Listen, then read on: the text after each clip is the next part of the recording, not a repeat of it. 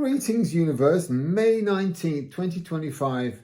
Here we go. Another rock and roll week coming your way. Rock and rolling, kind of ish, just sort of sauntering, meandering in, courtesy of Chiron, quincunx, quincunx. The South Node. The South Node is where you came from. It's where you entered this universe, courtesy of the South Node. And it's where most of your dark secrets are hidden in this lifetime, but also the previous one. What did you do before you arrived here? Well, Chiron is the wisest planet on the planet. Chiron sits, it's like a little bridge in between the inner and outer planets. It's not known as a planet, should be. It's number one planet as far as I'm concerned. It's the wisest planet, the most knowledgeable planet. So he understands everything about you spiritually, mentally, emotionally, and physically. And there he knows all about your past. So if you want to dig deep and find out about your past, your heritage, your legacy, your genealogy, oh my God, today is the day. Courtesy of Chiron, quincunx, the South Node. You want to have a rummage in your past, digging deep and actually learning a lot, because you will always learn courtesy of Chiron. Yeah, it's the day to do it. I'd even think about taking a day off, go to some genealogy library somewhere and just ask and answer all those questions you've been wondering about for the last 10, 20, 30, 90, 100 years. Good day to do it. I can see, if there is such a thing as a genealogy library or something like that, I can see it being awash with people who've just woken up, made feeble excuses, and are headed to the same destination. Quite right. It's the day to do it. Tuesday the 20th of May. Two things going on today. The moon's in Pisces. So it's always nice. Let's keep it simple. I'm a great fan of simplicity. When the moon is in Pisces, don't get emotional. Just don't go there. Yeah, on a personal journey, okay, if you want to go within yourself and really dig deep, absolutely. Lock yourself, cool, sort of like a nice environment, and just ask yourself and just, just go deep within yourself. Don't offload upon anyone's shoulders, because everyone will suffer. Confrontations, moon in Pisces, idiotic behavior. No counter-arguments invited. Just, you're an idiot if you decide to broach emotional subjects when the moon is in Pisces. I think a 3-year-old would understand the very basic concept of that. Also, today, the sun moves into, well, if I say it's going to be a mad 4 weeks, you'll know it's moving into Gemini. Sun moves into Gemini, 4 weeks of just bonkers, communicative, but fundamentally happy, mad, joyous, sort of beginning of summer energy. All good. And for you Geminis, in vogue, all about the Geminis. All about the little Geminis. You're peaking, you're energized. If you want something, Geminis, you should sort of start demanding it. Any area of life, spiritual, mental, emotional, physical. Yeah. So I would just say that the sun moving into Gemini is just kind of mad rock and roll and should be embraced and indulged. Tuesday 20th. But be careful not to be too, don't mess with Pisces. Wednesday, 21st of May. The moon is still in Pisces, but it's sextile. All the other planets, day off. I don't know what they're doing. Just maybe, just thinking they just need a little midweek break. Nothing wrong with that. We do it down here, terra firma. So I think they're entitled to do it up there in the ethereal realm. They have. And they have left the little moon nestled in Pisces to sort of boss the day. So then you think, oh no, moon in Pisces as my neck cracks spectacularly. Moon in Pisces, but it's actually not too emotional. It's actually sextile Taurus for the majority of the day up until 8 p.m., 9 p.m. Greenwich Mean Time. Now, when you have a stable-ish Pisces moon, the energy is compassionate. And because it's sextile Taurus, which is very practical and quite pragmatic, this is a day when you can sort of, test the waters with somebody who you care about, cherish, love, adore, fancy. And just, if you want to be emotional with a kind of practical outcome, Pisces moon, sextile Taurus, probably couldn't be a better day. Yesterday, it was a bit too mad to mess with the Pisces moon with the sun moving into Gemini. Today, way more stable Piscean moon. So yes, you can broach emotional subjects with a practical mindset, and the Taurian sextile will probably bring it to a favourable conclusion. But there are no guarantees in life. Thursday, 22nd of May 2025. Sometimes I just like to uncomplicate, unfurl, and just go straight down the basic fundamental line. I'm going to do that today with Mars trine Venus, or Venus trine Mars, right? Now, Venus is love and money, but when it's Mars, I really align it more with, it's better to align it with love as opposed to money, because Venus, money, and reckless Mars, it's, sort of spontaneous Mars, not such a good combo, right? But Venus trine Mars is basically sex and love and sex, a bit of just like unadulterated, undiluted, kind of like, I think it's kind of perfect energy. If you've just met someone, if you're in that first 3 months, just about every one of us has been there, the first 3 months when we meet someone and we're just enthralled with this new being that has entered our lives, and it is pure lust, it's beginning to turn into love, for sure it's sex, and it's just a great period. Really, really cool. It's very, very nice.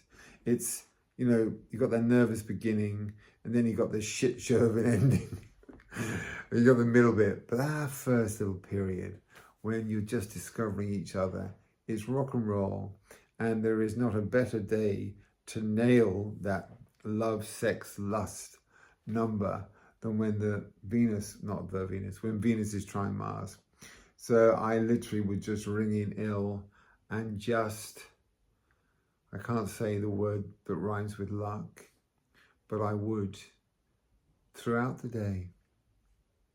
Thursday, 22nd of May, 2025. Friday, 23rd of May, 2025.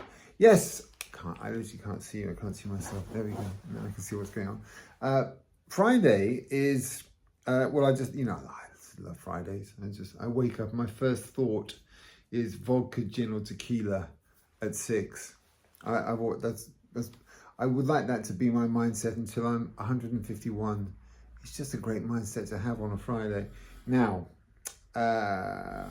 this is actually a continuation of yesterday's lust. It's a kind of different scenario, as in the guys are taking another day off, 2 days off in a week.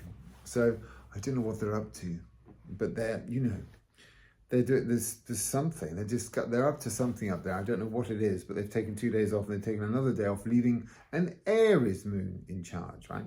Now, I do love an Aries moon. Great. Aries energy is great when it's utilized, and you're able to utilize it on a Friday. Everyone's up for partying, having a great time. You cannot party enough when the moon is in Aries. And also, it is conjunct Venus. So that is just like, that really is. I mean, a moon in Aries conjunct Venus screams. Now, I'm not advocating a universal sort of, I don't know. Can I use the word I used when I was 14? A universal shag fest. I really shouldn't use that term. I don't think I've used it since I was 15 years old, but that's kind of what it is, right? As in, it just screams one night stand. A just spontaneous, reckless Aries moon conjunct Venus, which is kind of like, you know, just decadence and sort of potential love and joy and happiness. So yes, I regard this as, but can I just be very sensible? One must always show great consideration for a new love, and you must always be very precautionary and very sensible. This is the kind of thing, this is what my grandmother would say to me when I was sort of 16, 17.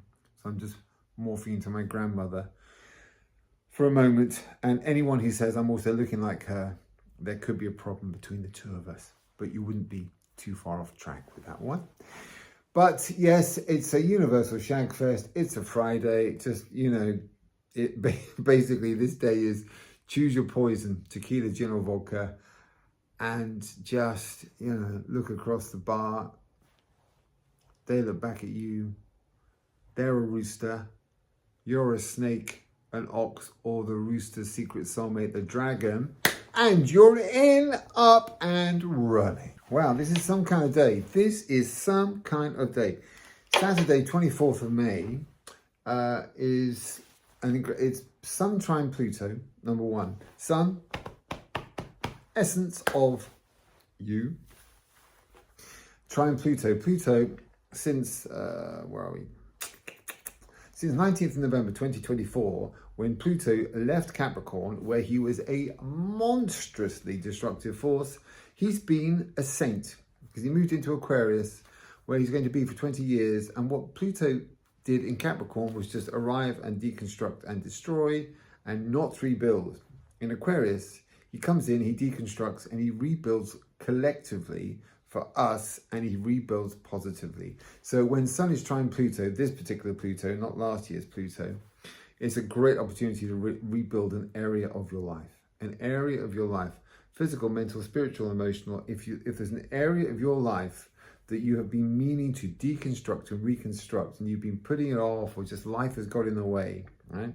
Just clear the decks, gang. Clear the freaking decks and set to today. I am going to rebuild this area of my life because Mr. Fox has told me that this is the day. Yep, and I stand by it. But there's also something else going on. Busy day, Saturday 24th. Mercury conjunct Uranus. Yes, this is exciting energy, really exciting. The modern iteration of Mercury, which used to be kind of like communication and literature and all these things, and it still is, but it really has, for me, it defines networking. Cannot network enough when Mercury is in play. And when it's Uranus, conjunct Uranus, super powerful, you can expect the unexpected. And very often with Uranus, it's rather exciting.